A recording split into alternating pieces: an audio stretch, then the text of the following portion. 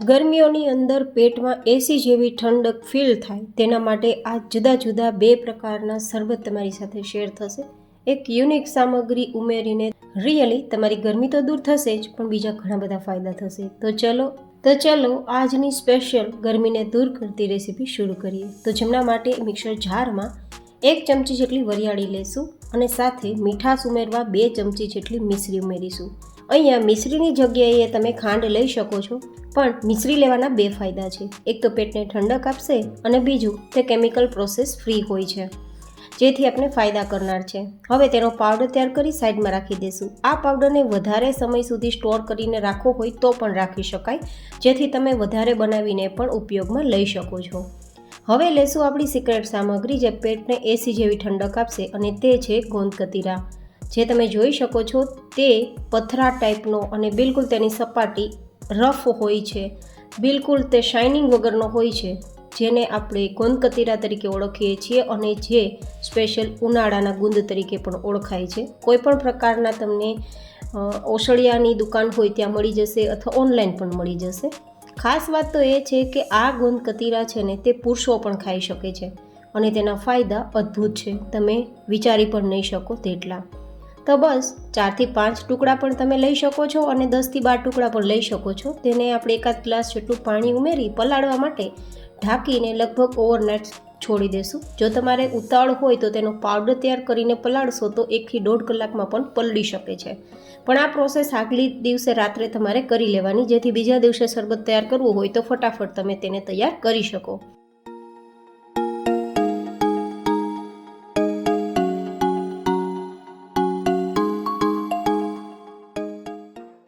તો તમે અત્યારે જોઈ શકો છો કે પલળીને એકદમ એ જેલી જેવું તૈયાર થઈ ગયું છે. એવું જ લાગે છે કે જાણે બરફનો ગોલો હોય, પણ આ જે ગોલો છે ને તે ખૂબ જ હેલ્ધી છે. ખાસ કરીને ગોઠણના દુખાવા છે ને તેના માટે જેલી તૈયાર કરે છે, જેથી તે ગોઠણના દુખાવા માટે બેસ્ટ છે, પગના સાંધાના દુખાવા માટે બેસ્ટ છે, કમરના દુખાવા માટે બેસ્ટ છે, પીરિયડ્સના દુખાવા માટે બેસ્ટ છે, માઇગ્રેનના દુખાવા માટે બેસ્ટ છે, ખાસ કરીને પેટની ગરમીને દૂર કરવા માટે બેસ્ટ છે. તમે ન ગણી શકો તેટલા ફાયદા કરનાર આજનું આ જે ગોંદ કતીરા શરબત છે ખૂબ જ ફાયદા કરનાર રહેશે. જેની તમારે એક્સપ્લેન રેસીપી જોતી હોય તો ઉપર આઈ બટનમાં લિંક આપી દઈશ, તમે જોઈ શકો છો. તો જેમના માટે 1 ગ્લાસમાં પહેલાં તો આપણે લીંબુ શરબત તૈયાર કરીશું અલગ રીતે.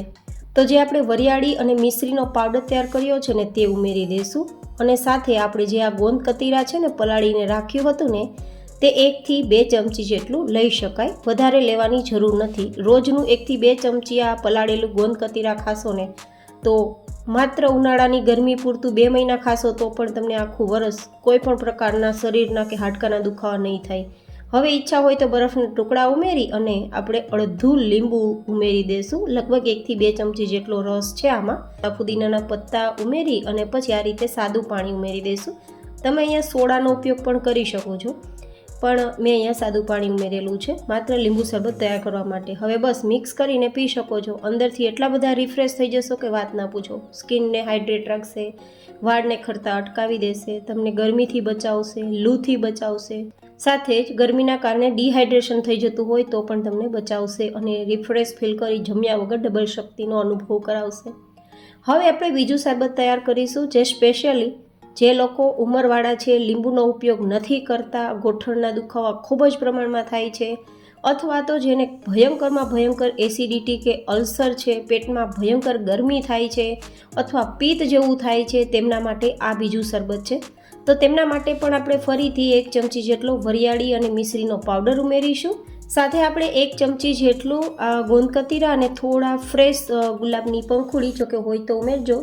ગુલાબ છે વધારે ઠંડક આપે છે પેટને, અને આ રીતે થોડું મિક્સ કરી દઈશું જેથી ગોંદ કતીરા, વરિયાળી, મિશ્રીનો પાવડર અને ગુલાબની પાકડી બધું સરસ મિક્સ થઈ જાય.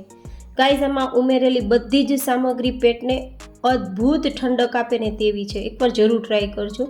એકવાર આ તમે જ્યુસ પી લેશો કે શરબત પી લેશો તો પેટમાં એસી જેવી તમને ઠંડક ફીલ થશે, એ મારી ગેરંટી.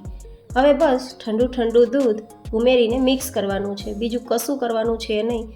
આ રીતે તમે જો ગોંદ કતીરા પલાળેલો રાખ્યો હશે અને વરિયાળી મિશ્રીનો પાવડર પણ ઘરમાં તૈયાર રાખ્યો હશે તો માત્ર 1 મિનિટમાં શરબત તૈયાર તમે કરી શકશો. તો આજે મેં તમને શેર કરેલા જુદા જુદા 2 શરબતમાંથી કયું શરબત તમને વધારે પસંદ આવ્યું એ મને કોમેન્ટમાં જરૂર બતાવજો. ફરી મળીશું એક નવી જ હેલ્ધી રેસીપી સાથે. ત્યાં સુધી stay healthy and stay happy.